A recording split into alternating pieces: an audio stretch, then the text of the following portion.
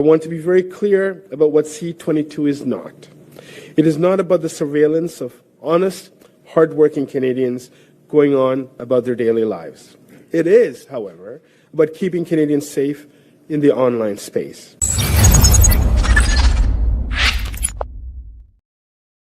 Keeping Canadians safe. You know what they say when you are ready to trade safety for security, or should I say your freedoms for security? You deserve neither. And this is exactly what we're going to be talking about today, because at 7:15 we're joined by John Carpay, president of the Justice Center for Constitutional Freedoms, to speak about the new Liberal Bill C-22. My name is Nico Lagan, and I'm too conservative for the Conservatives. My co-host Rob Ambrose, not woken up for the Liberals. We are the political orphans. I'm happy to say that I finally got our accounts back. They were hacked over the weekend. I must be doing something right. So they were hacked, got them back this morning. So happy to be back on the YouTube. Nice. Quick update. I wanted to start there because we've been talking about Bill C9 ever since it was tabled back in September last year. We've literally been speaking about this for almost 7 months now. And we are looking at a quick update. Yesterday, the House of Commons voted 188 in favor against 144 against to move Bill C9 forward to third reading and final vote, which chances are this will be done tomorrow. That is Wednesday. So by the end of the day tomorrow, chances are that Bill C9 will have been passed through the House of Commons and will be making its way to the Senate. Tomorrow, worst case scenario, Thursday, but by the end of the week, basically, Bill C9 is going to be a reality. Oh, yeah. Yeah, it's going to pass. Oh, yeah. Yeah. Oh, well, we've been saying this for as soon as the block said it's going to happen, it's going to happen. Like, what did I just say? 188 over 144. So they're not even close. Not even close of beating this bill. And no, definitely not. No, it's not close. As you'll see, man, Bill C9 is bad. It's really bad. But so is Bill C-22, man. Yeah, what is this one? What is this one? Well, we'll see, you'll see, man. We will be talking about it in just a few minutes with John. It is insane, man. It is absolutely freaking insane. That bill is very scary. The fact that Bill C9 is a reality, that Bill C-22 is on its way back. It's on its way. Man, let's wait until we have John, because you know, sometimes I read the bill and I'm like, I'm not even out of the first page of the summary. I was an hour and a half in research. I'm like, okay, what do they mean there? What do they mean there? So I'm like, it's gonna be this one's gonna be an interesting one, man. Yeah, I'd like to hear what John has to say about it, and we'll see. I'll probably have to end up doing a deep dive on it myself, but yeah, no, it should be good. Should be good. Before we get into that, though, I wanted to bring up something, because that's another thing I talk about all the time. Free speech is a big thing, and I don't know if you remember this, but I think it was last month or March. It might have even been this month. It's hard to keep track of all the stuff that happens with very much lack of sleep on my side. But remember how Mark Carney, I believe he was in Asia. He might have been in Japan when he said that. But he said that we should consider having a conversation, or we need to have a conversation on banning social media for children and teens below the age of 16. Remember, he talked about this over the past few weeks. So there's a couple of articles that came out, and the Toronto Star is one of the main ones that's talking about this, but they're saying that the Liberals are to debate age restrictions on social media, AI chatbot.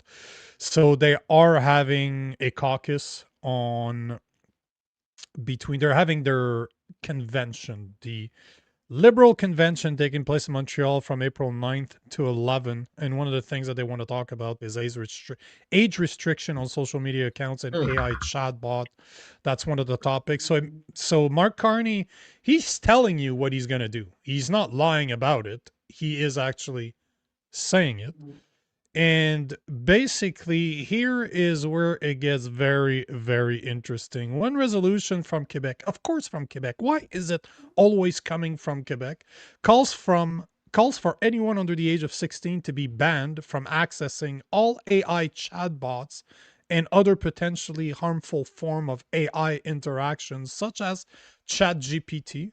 These technologies have been shown to limit desire for interaction with peers, push some young people into sexual conversation, and have even recommended suicide to vulnerable youth, states the resolution, which is contained in a package published by the Liberal Party's website. Now, how ironic is this? So they're saying that it can be harmful to children, yet porn is available literally everywhere. These Mhm. technologies have shown to limit desire for interaction in peers. You mean that being 2 to 3 years locked down, not being able to go to school, that did not cause that problem either during COVID? They're saying that our youth is vulnerable. Sure, it's always about the children, right? How dare you not want to protect the children? But I love how they're saying that they shouldn't have interactions with AI because it limits the desire for interaction with peers. Have you not seen the youth? They don't want to deal with one another. They don't. And Yeah, that's because of the chatbots. Give me a I mean, fucking break. I don't think kids should be using AI. That seems pretty obvious to me, but that should be up to the parents to decide. Um, my kid certainly wouldn't be using AI if he was under 16. Um, and frankly, my kids probably wouldn't be on social media either if they were under 16. But parents can make those decisions for themselves. 100%. And you know what? I will agree with one thing, that there are things that needs to be fixed when it comes to AI, but it is not something that should be banned. Now, No, no, definitely not. should you put a different type of restrictions when it comes to teens, as in certain block of the AI, like certain part of the AI is not available? Sure, I could hear the debate. I'm not interested in restricting anything. I believe in 100% free speech, not portions of free speech. But at the same time, there are part of AI that is simply not needed. Like the sexualization of AI, definitely not needed. Yeah, yeah. Like there's enough porn It, out there to destroy these generations. Like oh, for generations like sure, us that started in the 90s have sure. been destroyed by porn. There was a guy, I think he was a pastor. I was watching this podcast and he comes up and he says, "You know, guys, do you realize that a young man today, give him the age of 15, Yep. will have seen more vaginas and breasts than a man 50, 100 years ago would have seen in his lifetime?" Oh, for sure. Just through Absolutely. one It's night, wild, man. few Yeah. hours, get that, and you can endly, you know, the joke. Do you remember? You're old enough to remember that. There was a parody. I can't show it on the show because I tried and it got my episode banned. But there was a parody of an old game. I can't remember, World of Warcraft. And they were all going around. The internet is for porn. The internet is for porn. And back in the days, it was true. It was something like 33 to 50% of the internet All of it was back in the 90s to the early 2000 was porn sites. yeah, oh, yeah. It Yeah, was insane. absolutely. Absolutely it was. So so there's um something to be said, but I agree with you. Like I've said many times, it comes down to the parent. I don't want to limit this shit because when's the other limit? Oh, well, you're 25. But you well, know yeah, what? The exactly. other, but here's the part I thought was funny is that it was saying that in some cases AI has recommended suicide. It was that through maid or was that Yeah. just at home? Like, give Yeah. me a We only break. want our doctors recommending suicide. Yeah, that's true, right? I, sh- I shouldn't be That laughing at that. That's not yeah, funny. no, that's wild. But there's lots of AI is also a useful tool. There's For reasons why research. Yeah. There's definitely a lot of scenarios where you want to use it. And it should be easy enough just to to keep your kids off, not interacting with AI on a regular basis. Just pay attention to what your kids are doing. It's really not rocket science. How dare you? How Yeah. dare you How put dare you? the emphasis on the parents and not let them blame the government for every single problem we face every day? How Yeah, dare you? exactly right. I need to have this. I need to have this. How do you call it? This meme available where it's just Greta Thunberg. How dare you? How dare you? How I saw dare her. you? What's her newest cause? It's not even Palestine now. It's Cuba. She's out. She's out leading marches for the, pro Cuba. She's basically just a hate monger. A Just anything. grifter. Yeah, a grifter. Exactly, a grifting hate monger. All I'm gonna say is if she goes to Cuba, can you bring me back? I have very specific cigars that only come from Cuba. Yeah, the They're Cohibas. stupid expensive. Yeah. They're the highest part of the Cohibas, and they're insane. They yeah? are worth Does it make a big 1,500 difference? to that one. Yes, I'm a big fan of cigars. Right, I will pay Okay. the price for good cigars, and those ones in Canada, where we're allowed to have Cubans, you're looking at 1,500 to $2,000 a box That's of crazy. 25. They were, when I was smoking them, man, I brought 4 boxes back. When I went to Cuba. How much? How much were they in Cuba? I paid about $1,000 for 4 boxes.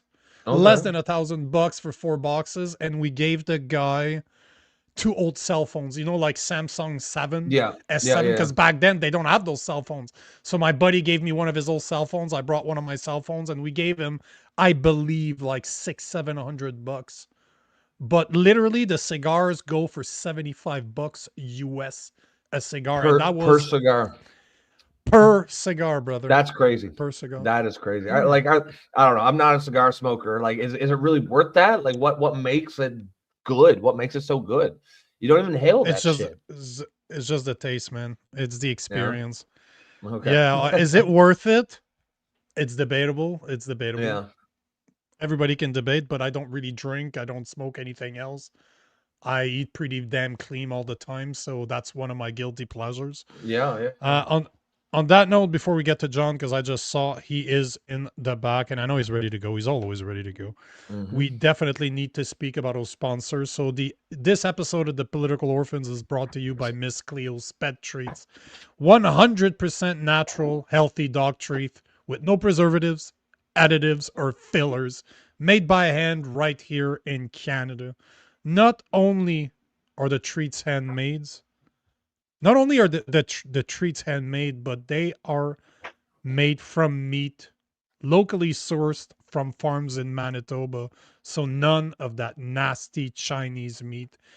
You know that your dog deserves better. So go to Cleo's cookiesandtreats.ca and use the discount code Political Orphans to get 20% off your entire purchase. On that note, Mr. John Carpay, can you hear us? Thumbs up. Ready to go? Yeah. We are joined by the president of the Justice Center for Constitutional Freedoms, John Carpay, to speak about Bill C-22, an act respecting lawful access. John Carpay, good day. Bonjour. Hey, John. Great to see you, sir. Hey, good to see both of you, gentlemen. Glad to be with your viewers and listeners. And we've got the good news is Bill C-22 is less bad than Bill C-2. And this proves or supports, in my view, what I'm always saying: people need to contact their members of parliament.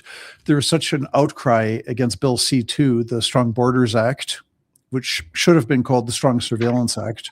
So many Canadians contacted their MPs that the government actually listened, and they seem to be listening to people like Michael Geist, a prof at the University of Ottawa, and there's another guy has written a lot about this, Robert Diab. I think he's a lawyer. I don't know too much about him. And Robert Diab said he made 5 He said, my last blog post on this topic back in December was titled 5 Ways to Fix Bill C2. I'm happy to see that C22 adopts all 5 of my recommendations, but unfortunately not entirely.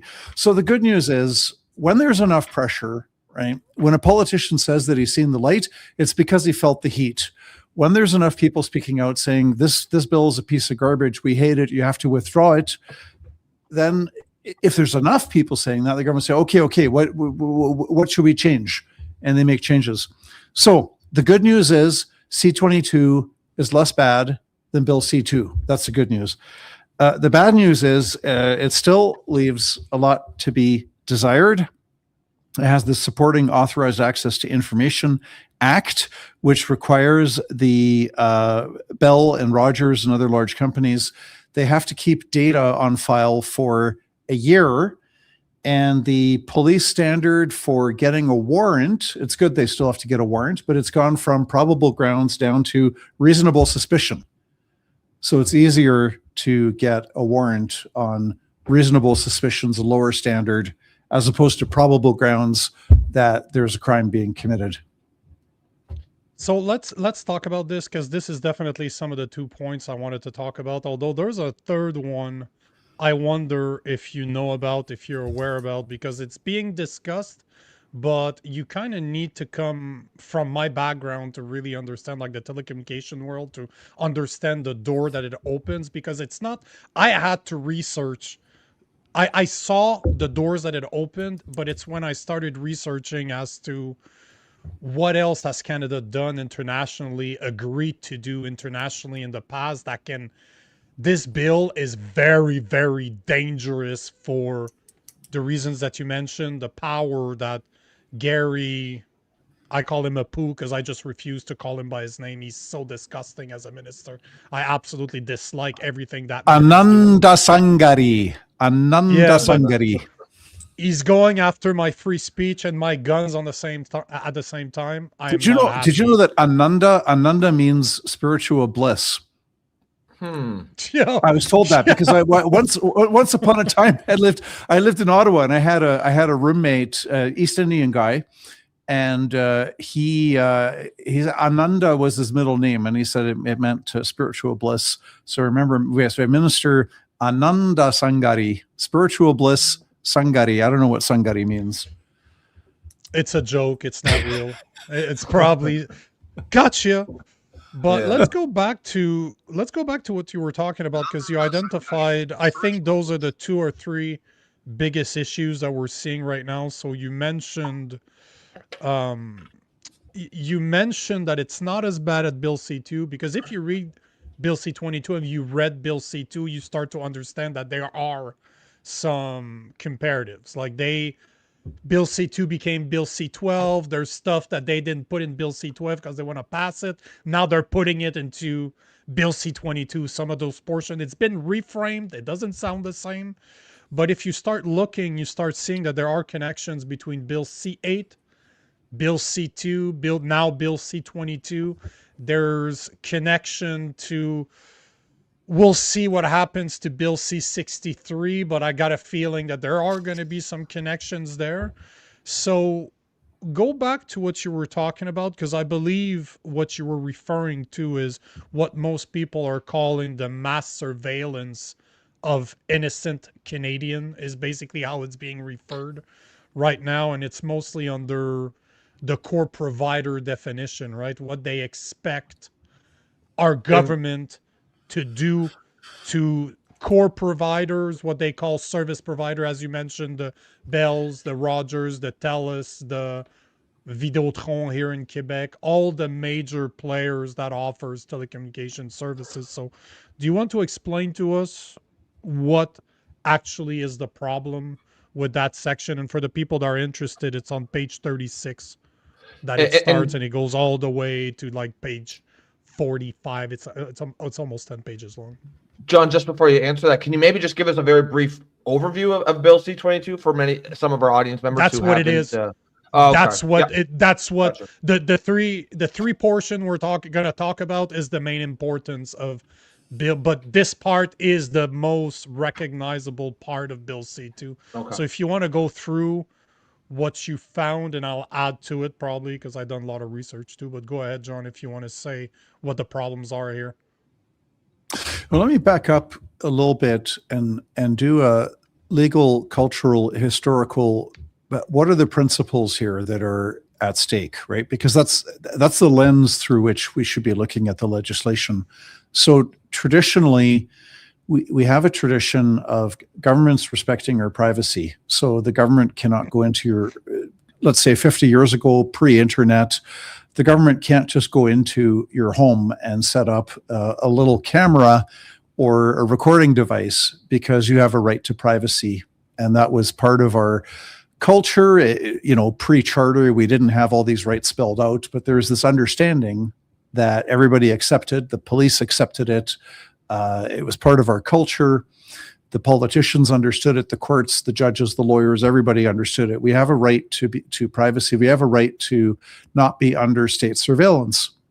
Now, at the same time, sometimes police need special powers. If John or Rob or Nico is, you know, running a child prostitution ring or producing child pornography, or you're part of a terrorist gang and you're plotting to blow up the parliament buildings, okay? So if they have reasonable and probable grounds to suspect somebody has committed a crime or is in the process, or strong grounds to believe they will commit a crime, they have to go to court and they get a warrant. And so there can be police surveillance, and they could install a camera in your home. Maybe you're on holidays and they break in there and they set up cameras and they leave again, you know, like the Stasi did in East Germany and so many regimes. And that's okay. So we have a balance of, on the starting point is we all have a right to privacy. The government has no right to be gathering information about me. That's the starting point. Then we also have an allowance for law enforcement where you have to go to court, you get a warrant. The warrant allows you to get information on one person or maybe two or three people that are part of a gang. It's not a justification to get information about everybody, right? That's the whole point, is that we can violate the privacy rights for one individual or for a group of individuals who are a criminal gang, a criminal organization doing child pornography, child prostitution, terrorism, what have you, fraud, you know, theft. So this is the kind of the starting point. Okay. So now with that in place, when I look at a bill, I said, does this allow the government to get information about everybody, including the 99.99% of people who are not committing a crime, who are not suspected of committing a crime? That's the lens. So when you look at it through that lens, we have problems with this because it makes it very easy for government to get information on the 99.99% of Canadians who are not committing any crimes. That's what I would advocate for as a principle. If you want to look at the legislation government's coming up with, is the question is, will this law give the government information about the 99.99% of Canadians who are not criminals? Okay. That's very fair, because that's a great part you're talking about, litmus test. Yeah. But it's bang on, because if you look, for the people that are interested in looking at the bill itself, if you go to page 38, or if you're looking at a PDF, it's the page 46 under core providers obligations. I believe that this is the part that you are referring to, where the governor in council may make regulations respecting the obligations of core providers, including regulation respecting the development, implementation, assessment, testing, and maintenance of operational and technical capabilities, including capabilities related to extracting and organizing information that is authorized to be accessed, and providing access to such information to authorized persons. And this goes the installation, use, operation, management, assessment, testing, maintenance of any device, equipment, or other things that may enable an authorized person to access information. Notice to be given by the minister or other persons, including with respect to any capabilities referred to into paragraph A, any device, equipment, of other things referred in this paragraph. And where it's problematic, and I don't know if you saw into this, John, but the retention of categories of metadata, including transmission data as defined in section 487.011 of the criminal code. That metadata is extremely dangerous if the average person does not know what that is. So basically, it's stipulating that the government has the power to force core providers, as I said, those are the telecommunication providers in Canada, the Bell, the Telus, the Rogers, the Videotron of this world, to install equipment that would be able to basically what we call in the world, in the IT world, sniff through every single piece of information that is going through their network, similar to what the NSA has been doing since the 2001 attacks on the buildings in New York. The Patriot Act, what they've been doing since the Patriot Act, they're basically saying that they want to implement that same type of technology to be available to them. Is that how you read that, John? Or are there safeguards on that? Or what's going on there? These are the building blocks where, and Bill C8 ties in with that as well, that it gives power to the cabinet to pick the companies. And they get to decide who. There are not very clear criteria. So they can just name any company they want. And they say, you're going to do this and this and this. You're going to reorganize your software. C8 gives the federal cabinet extensive control over an unknown number of companies. That the list can be as long as they want to make it, to get everything set up.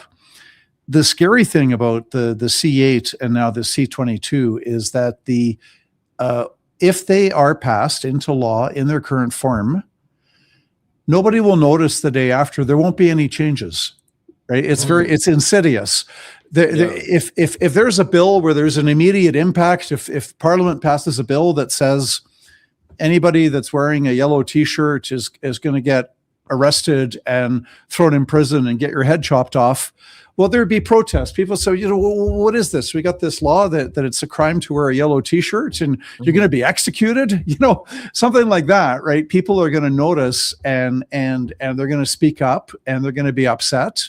But here, C22 and C8, the day after they're proclaimed in force, nothing will happen. But the weeks and the months and the years after, they will start using this and they'll say, well, you're an electronic service provider. We want you to tell us about, how is your software set up and how are you maintaining your records? Tell us that. And then we're going to tell you how to change your software to set it up really nicely so that in the future, if we want to get all this data on all Canadians, then we can just get it quickly and easily. So it's a departure from that principle that law enforcement should, and I support law enforcement prosecuting, fighting crime, right? I support that 100%.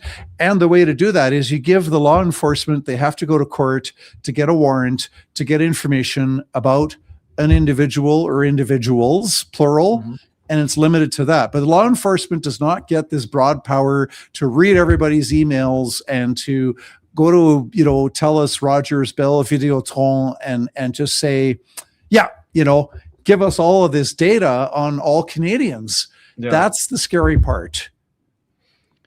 It's basically the data is going to be available for them to give me the data and I will decide what to do with it later. If I need a warrant, trust me, because I'm the government, and I would never. I'm the government. I'm good. I would never harm your rights or freedoms. I would never freeze your bank account. I would never unleash violence on peaceful protesters.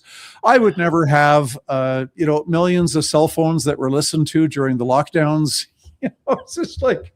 This is the scary part. The worst thing is, okay, if somebody is ignorant of history, you can persuade them of anything. And we've been gradually removing history from the school curriculum for the last 50 years. The more recent graduates, unless they're studying history on purpose, they're taking it as an elective or they're studying at university. But you've got all these people don't have a clue. They don't know that in the 20th century, more people were murdered by their own government in political genocides than the number of soldiers killed in the battlefield. They don't know that. All they think of, oh, government's good, government's good, government's good. Well, yes, government can be good, but there's a dark side to it. It's a double-edged sword, and people don't understand that. You know, they only understand the good things the government can do, and government can do good things. That's all they understand. And it's like, yeah, you know, let the government have all this data because they'll never hurt us. And it's funny, John, because what you said, it's not just in the 20th century when it comes to the army.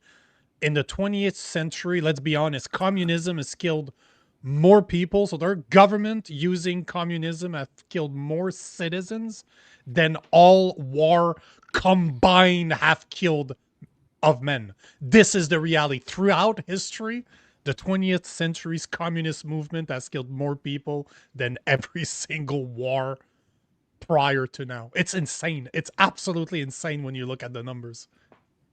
Yeah. Well, I forget who it was that said, but one, the death of one man is a tragedy. I think the death of 4 or 5 million is a statistic. And it seems something weird about human nature, but yeah, we seem to be, you know, more concerned with the murder of one person, which is good. We should be concerned about that. But the statistics are so frightening. Mao Zedong in China, Stalin in the Soviet Union, Hitler in Germany and Nazi-occupied Europe, Pol Pot in Cambodia, you know, and even somebody like Castro in Cuba. Yeah. Not a mass genocide, but how many thousands of people have been murdered by the communist regime in Cuba in the last 50 plus years? Sure. Yeah. It's funny. It was actually Stalin that said that quote, I believe, the statistic one. But it is something about the human psyche. When a crime gets so big, we almost can't comprehend it, and we just file it under, you know, the statistics instead of thinking of that's 1 million actual lives, right? 1 million families torn apart. It's too big to understand. It's such a great number that you cannot comprehend what it actually means. Yeah, we can all understand four murders, right? Yeah, but 1 million murders, it's hard to grasp. One of the things too that's worth mentioning is in that portion of the bill C-22, before we get to the other portion you were talking about, is that one of the problems is that it opens what we call back doors. Because remember, when we had you on the show to do a deep dive on Bill C-8, that's something I had identified as someone that comes from the telecommunication world. They were asking core providers, the internet providers, for access to their data center. And I don't know if you remember, but that's what I said. I'm like, they're not asking for any reasons. I remember I used to deal with them. The RCMP has called our office many times to get, hey, we suspect this guy at this IP address is trafficking child pornography. Can you, like, but there was a process there was a massive process between them and us. We needed to release that information to them because they didn't have access to our network. But now through Bill C-8, the government has started asking access to their data centers. The only reason they would want to do that is either to install equipment that can interfere, kind of, we call it middleman, right? You install equipment that is in between two pieces of software or hardware that handles a lot of traffic so that you can sniff it, you can look at what's going through it, or they want to be able to have access to it no matter when they need it in order to do something, whatever that might be in the future. But I had told you this was the opening door to installing AI everywhere. And what do you think is the best sniffer out there now is AI. It's so powerful that it can sniff through. Once you have that traffic, sending an AI agent on that traffic and say, Nico Lagan, enter, give me all the information and make sense of it, organize it in a way that a human being could understand it, enter. Oh yeah, it's going to do it for you. That's what it's going to be used for sure. But it opens a massive backdoor too, right? Like security breaches. I just got hacked over the weekend. My YouTube got hacked and I lost it for a few days. YouTube was able to bring it back. But imagine if people are able to do that to just me, because I probably pissed them off. So they hacked me.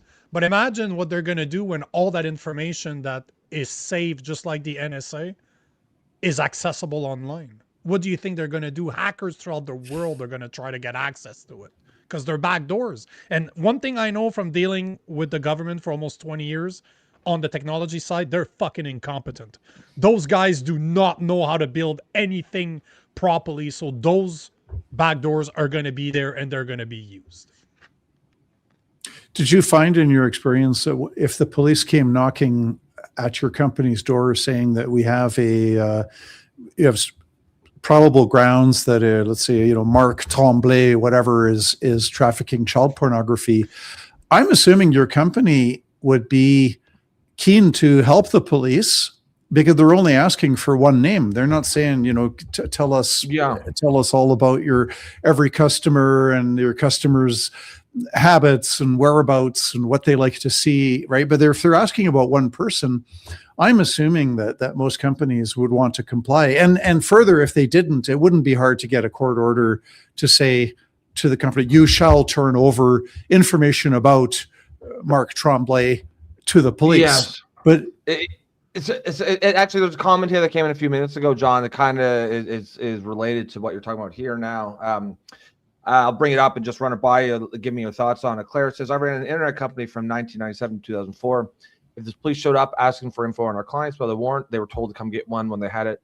They rarely came back, though. And, I wonder, I'd be very curious to know how common that's the case, right? Because it makes you wonder, if it was really important, you'd think they would come back, right? How much of this is just a fishing expedition? What was your experience, Nico, with when police would come to the company that you worked for and they wanted individual information about one person? Was your company we were pretty hard to cooperative, get, but there was only one manager because it's not like those requests happened 100 times a day, right? They were very rare. And when they did happen, they had to be confidential because that guy was not proven guilty. And in Canada, we're supposed to be innocent until proven guilty. So there was one single manager that handled those requests because, again, they were rare. They had to be done under secrecy. It's not like they walked in our network operations center, just like you see in the movies. There's screens everywhere and a bunch of nerds just looking at traffic, at what's happening. Those things really exist. They're not just in movies. But they didn't show up there. They had a meeting with a very specific guy. They went in a place where we couldn't hear what they had to say because they're talking about something, a real person's lives here. But never would we have considered installing equipment or setting up our network in a way where our traffic could be sniffed by the government. On the contrary, this is something we made very sure that did not happen, because if the government can listen, that means anybody can listen. It's a massive backdoor that you're opening up to the internet. And funny enough, I remember when Cisco, one of the biggest supplier of telecommunication equipment in the world, if not the biggest one, installed a Chinese firewall that's been used by the Communist Party to block traffic. Because the government is preventing Chinese are not able to access the internet per se, right? They're able to access certain part of the internet, but it is prevented by a massive amount of firewalls that prevent the traffic from going out, and only approved traffic can go out to specific locations. I remember when this was a big deal and Cisco was made a deal with China in order to install this. And it was an outrage. Us here in the West, we're like, what the hell is going on? Government should never have that power. We're talking 20 years ago. Now our government is trying to pass bills to duplicate what the Chinese have done, giving them the exact same power, and we need to trust them that they're not going to use it? Really? Really? Sure, cool story. History proves that it's not quite that simple. When power corrupts and absolute power corrupts absolutely, right? So the more, which is why my daily work is to advocate for limited government, because if the government has that power where they know everything about you, then they can take everything from you. And it's John, just I have naive nothing and to foolish hide. Yeah. I have nothing to hide, John. Come on. John, I'm not doing anything wrong. I don't have anything to hide. What are you talking about? So, Well, but then, go ahead. would that person be okay with having, having cameras installed in every room in their house and let everybody see? I suppose there's some people that maybe they wouldn't mind, but to me, it just called seems OnlyFans. kind of twisted. It's called OnlyFans, John. Just so you know, I'm just saying.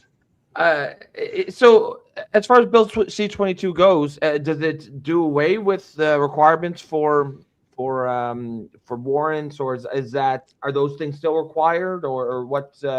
How's that? It lowers the standard. It makes it easier to get a warrant. It goes from the police need to demonstrate before the court that they have probable grounds to believe that a crime has been committed or is being committed, will be committed, down to a reasonable suspicion.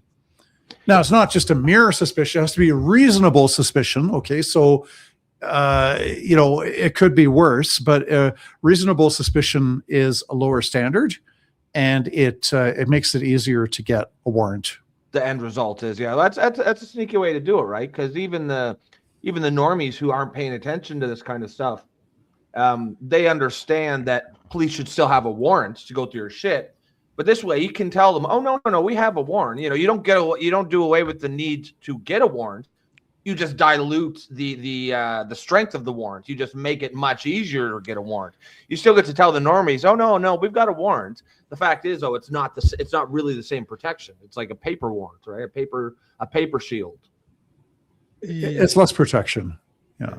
And not only that, but even you can look at page 1, like summary part 1, section A.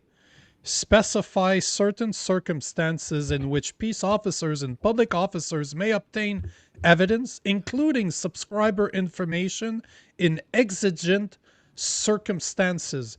They never defined what exigent circumstances is throughout the bill. This is page 1. Summary. Say summary, page 1, section A. I'm like, what? This is how we're starting?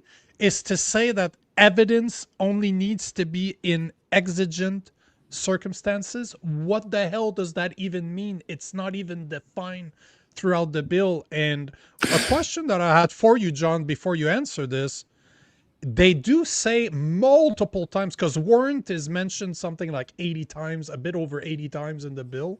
And one of the things that they keep on saying is a peace officer or public officer can either obtain a warrant, serve a warrant. What is the definition of a public officer in Canada? Is it a blue-haired bureaucrat? Like, what is the definition of a public officer?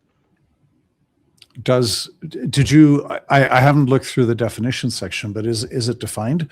I know the Bill C2 extended authority to thousands and thousands of different government officials. It broadened it from not just police and CSIS, right, but any number of government officials would be have the right to start demanding information, demanding subscriber information, inspections, so on and so forth. We have to be careful there as well. I think that there are, when it comes to, going into somebody's house or demanding information, I think that should be limited to police and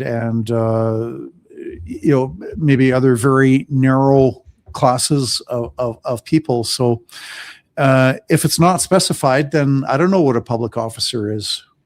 It's the more vague, the worse it is, right? Like in Bill C8, threats to cybersecurity. That could be, I don't know if they're going to put in an amendment to say that, the expression of opinion on the internet will never be deemed to be a threat to cybersecurity. If they put that in there, that would be reassuring. It would still be a bad bill for other reasons, but that would be an improvement. But otherwise, maybe the three of us are spreading disinformation, so we are a threat to cybersecurity, so the government can then kick the three of us off the internet, right? Which is what Bill C8, the cyber... I was just going to say, sorry to cut you off, that's exactly what Bill C8 gives the power to Mélanie Joly, of all people, as a minister to be able to kick anybody off the internet that she deems fit. And A you know threat. one of the definition of public officer, as per Google, one of the definitions: specialized staff, employees in the public service responsible for storing court exhibit, technician working at forensic lab, and armorers at police academies. That is how vague, because the definition highlights a bunch of different points, but that is one of the points. How a police armorer? Like, That is, yeah, how that's super how specific. vague. Exactly, and that's the point I think you're trying to make. But one of the things I wanted you to touch on, because there's two other portions of Bill C-22 that were massive problems. Obviously, asking for telecommunication service providers to not only give them access to their equipment, as in Bill C-8, but now forcing them to redo their network in a way that they install equipment that is capable of sniffing all the information that can go through it and keep it for a year in case the government needs it. There's also something that they called it ministerial orders, where the minister of public safety wants to have the right to not only force public service providers of doing specific things, but to put a gag order on them not to reveal what he's done, similar to what Bill C-8 gave to Mélanie Joly's ministry, as in, you're doing something against it's a cybersecurity threat. I get to yank your internet service, tell service providers to do it. But not the justice minister, my apologies, but the minister of public safety wants to have the power to be able to order core providers to censor people as he sees fit, as long as the intelligence commissioner says yes. Yes, sir, you can do that. Minister of Public Safety, during the French Revolution, it was the Committee for Public Safety that chopped off the heads of thousands of Frenchmen deemed to be, a threat to the regime of the day, right? Safety. So this is just not good. It's been a general trend in recent decades is to concentrate more and more power in the hands of cabinet ministers through regulations. And very often that amounts to or results in more power for senior bureaucrats because they know the law better than, ministers who come and go, right? But no, ministerial orders, that seems to be the trend under this current government. Same thing with the Online Harms Act, which they threatened to reintroduce. The Online Harm Act that was C-63 that died with the election in April 2025, that Online Harms Act would give the federal cabinet power to create censorship regulations over the internet, right? So there's no parliamentary oversight. There's no input from Parliament. So this is a negative trend in recent decades. You get a bigger and bigger administrative state with more and more regulations, and then you get this impersonal bureaucracy that is enforcing thousands and thousands of regulations. I think we need to move away from that. We need to have fewer regulations. 100%. How do you explain this in a legal sense? A minister, or ministers in this case, because now we have two different ministers that want this through Bill C-8 and now Bill C-22. How can you explain any minister that wants to be able to force private companies? And by the way, guys, service providers, I keep on saying telecommunications, but that is incorrect. If you look at the definition, there's lawyers that explain what this could cover. We're talking ChatGPT, we're talking Gemini, we're talking Claude, we're talking your TELUS, your Rogers, your Videotron. We're talking anything that provides an electronic service. That could be your TV provider. That could be the camera that's installed and the microphone that's installed. I saw Roombas actual vacuums with cameras in them and microphones.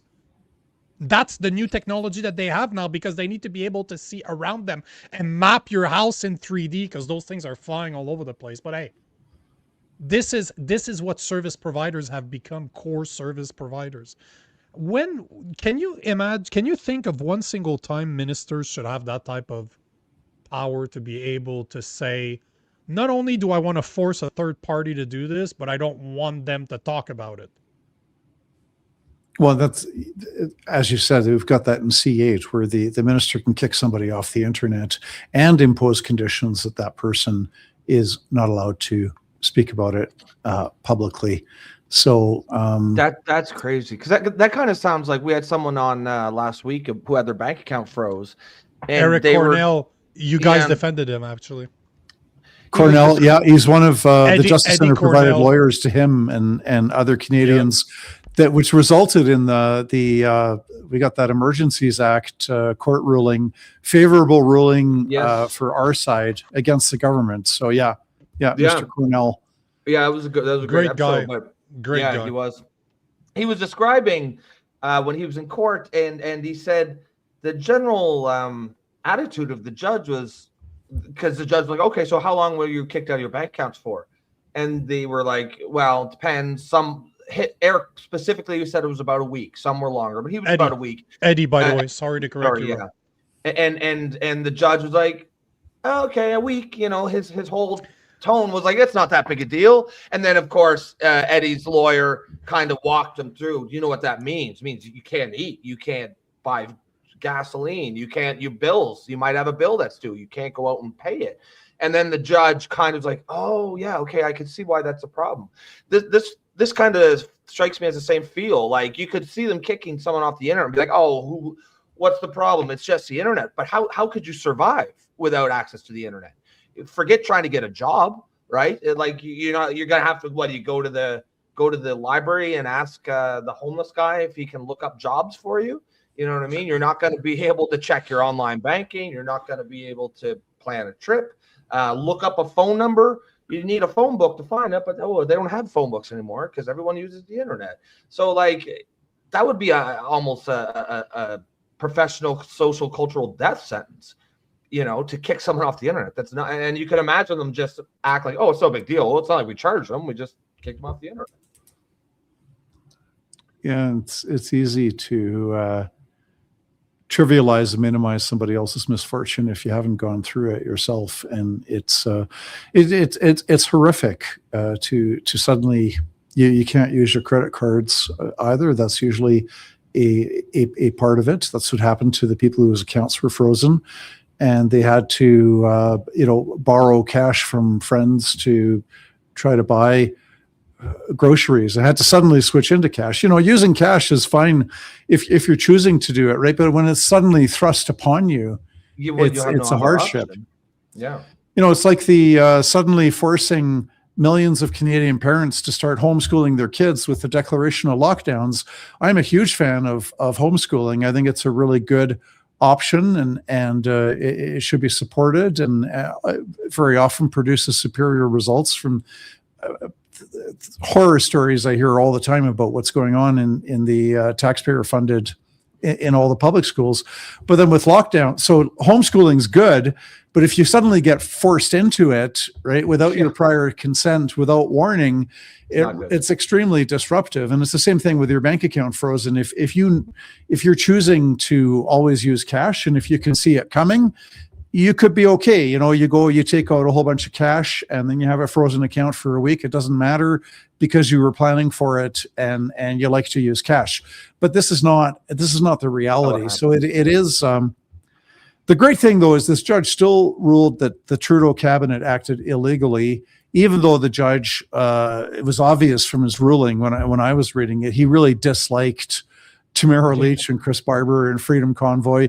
He thought Diagolon was a serious terrorist organization. He doesn't understand it's an internet joke. But whatever, he ruled against the Trudeau government. Yeah. Nice. The last part of this that I wanted to touch on, it'll take a couple of minutes because I don't know that you have much to say about this, but we had the mass surveillance state by installing all that equipment, as you brought up. Then we have the gag orders, ministerial orders. But the other part that I don't see a lot of people talking about is same portion, part 2 of that bill, section 2, international cooperation framework. So they're basically opening up the door to have to share information with foreign entities. And they call it, if you guys are interested, it's on page 16, section 487.0181, transmission data or subscriber information when it comes to international demands. And the reason why this part is very interesting, but it is not mentioned in the bill, you have to research it and understand what you're looking for, is that they are looking to provide information to outside entities, as in foreign entities, international entities. But one thing that most people don't know is that the Canadian government signed the 2AP agreement, which is called the second additional protocol to the Budapest Convention 2AP, which allows, it's supposed to be an international treaty on cybercrime, which Canada has signed. And one of their new addition is to dramatically expand how fast and how broadly law enforcement agencies from different countries deal with each other. And if you look at Bill C-22, as you mentioned, that equipment that would be installed would have that information. Basically, that information is stored until you need it. You don't need a warrant to collect the information. You're going to need a warrant to consult the information, because the information technically is already gathered, because you're not spying on one person. You're forcing the service providers to spy on all those people. And that was the point that you were making at the beginning. Look at bills. Are they going after one person, or are they going after 99.99% of the people as well? And the main concern that they're saying about 2AP is that they take an example of the FBI. Let's say that the FBI needs information about a Canadian or somebody that's in Canada. They would have to put a request in order to get that information. But that 2AP is allowing forces like the FBI to go talk to the service provider directly. They do not need to go through the government anymore. They could literally go to TELUS, to Rogers, to maybe ChatGPT in the US to say, hey, give me your information about a Canadian guy in Canada, because we see he might be committing crimes. And there's also something else that it opens the door for. It's called the Cloud Act, the Clarifying Lawful Overseas Use of Data Act, which falls under very, very similar grounds, which was in an American law passed in 2018 that allows U.S. law enforcement to compel American tech companies, the Google, the Metas, the Apple, the Microsoft, of giving information to them. And that would now apply to Canadians if Bill C-22 is passed the way that it is now, because it encourages international work. It is insane. I would love to have a lawyer that has my background, but that understands law on top of it, like somebody that specializes in telecommunications, that understands what I'm talking about, but understands the legality, because I don't. That's why you're always on the show. But I understand what they're talking about. But this is very problematic, because just so you guys know, guess who signed those agreements too? The UK, Australia. Just saying. Look at what's going on in the UK and in Australia. The UK has said that they that they tried to go after Americans. The UK, they put some requests in the US to get some people that supposedly committed hate crimes in the UK, as in over the internet, and they wanted to give them extradited. It's not going to happen under current law in the US, but this is the type of stuff that opens the door to be able to extradite people for committing crimes, cyber crimes, hate crimes over the internet in a country that you don't even live in. Did you see the video recently? It's come out in the past week. The police knocking on the door of a woman in Toronto to threaten her Yes, over she was on the show internet yesterday. post. She was on the show yesterday. Did she ever find out what the post was that the police were upset about? Well, you know, she was on the show. Rob's going to be happy about this because he wasn't here yesterday, but her internet was so bad that we rescheduled. Like, she was lagging so bad I couldn't understand her. Nice. So yeah, of course, nice. So she'll be She's back gonna tomorrow. She'll be back sweet. tomorrow Yeah. on the show to talk about this, because that was my main question too. What did you say that caused them They to don't show tell up? them. They didn't No. tell him as recently as. Well, she when the might video have was a suspicion. She might have a suspicion over what it might have been. But I saw a few examples. People obviously went through her past, and some of them were pretty. I don't know. It didn't seem to me like. I guess you could kind of perceive it as a threat. It was something like, you know, we're going to end these guys, or we're going to end Mark Carney, and like. Yeah, I guess you could, if you really squint and want to perceive it as a threat, you can. But, you know, considering the source, it didn't seem to me to be a valid threat worth an actual investigation. What I saw was the National Post actually made somewhat of an article, and I tend to somewhat trust the National Post. They're more centered. They're not leftist. They're not rightist, but they're not leftist. And they were saying something along the lines that she asked for the execution of Trudeau and Carney. Again, this is all speculation. We don't know. But they identified a post where she was saying that something along the lines that they were traitors and they deserved to be hung for treason. And, you know, in all honesty, John, there's guys out there that what they did during COVID should be seen as treason. What a guy like Fauci did in the U.S., that guy committed treason or hate or crimes against humanity. Would I be against him seeing penalties? I wouldn't. I definitely wouldn't. And I don't see that as a threat. You tell me if I'm wrong. If I say that Fauci deserves to be hung for treason or crimes against humanity, does that mean, is it the same thing as me saying I'm going to hang him? I guess you could make the case that you're asking for due process. You're saying there should be a trial, but you just think that at the end of that trial, there should be a guilty verdict followed by an execution. I mean, that to me could be. Is that a threat? I don't know. John, is that a threat? I think a criminal code threat is more direct and more specific. If somebody says, for example, you know, we should watch Carney's every move, and you know, he deserves to die because he's so terrible, and so we should be on the lookout. You know, if Carney ever comes to Toronto, we should have snipers there to try to kill him. Yeah, that would be, you know, uttering threats if you threaten to engage in that kind of conduct. But if you're saying that somebody, you know, has committed crimes against humanity, okay, and that they deserve to be locked up in prison or executed because they have, you know, what they've done has been horrible, that's not a threat to, you know, shoot somebody, right? So that's very different. So I don't know what the lady said. You know, it's like my mother once got banned from Twitter because she said that somebody should blow up the headquarters of the World Health Organization. Yeah, it was my mother said that on Twitter, and she got banned. That's not a serious threat, right? She's saying the World Health Organization is so evil and corrupt that it ought to be.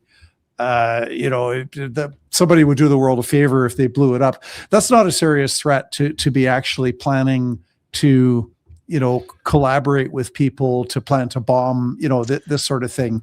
So the political rhetoric is excluded typically from the criminal uttering threats. I think she said your day's coming. Pretty cool, though. She said his day will come. Mark Carney's day will come, is what she said. But that could mean a million different yeah, things. that, yeah. He'll You face could say justice. his day will political. come that he'll That lose election. He'll lose an election. His day will come. Yeah. I mean, you could make that argument. That's political rhetoric. That's political rhetoric. You know, his day, even to say, you know, that so and so ought to die because of blah blah blah, whatever, right? Like that's an emotional statement. It's not seriously planning to kill somebody. Well, because you could say they ought to die, but I don't think they should be murdered. You know, in a perfect world, maybe they would be, but I don't think they should be, or something. Like there's enough wiggle room. I think you should be able to get out of that. Like, it certainly should not be a criminal speech.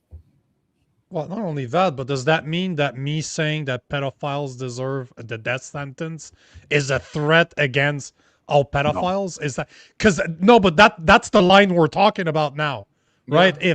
If saying that Mark Carney deserves justice, whatever justice is, for what he's done, and Trudeau deserves it too. If that is a threat, that means me saying that pedophiles deserve the death penalty is also a threat to all the pedophiles out there. Yeah, and it's not a criminal uttering threats. There's a case about 30 years ago. Somebody made so Mike Harris had been elected Premier of Ontario. He was cutting government spending. He made some cuts to different social services, welfare programs, whatever.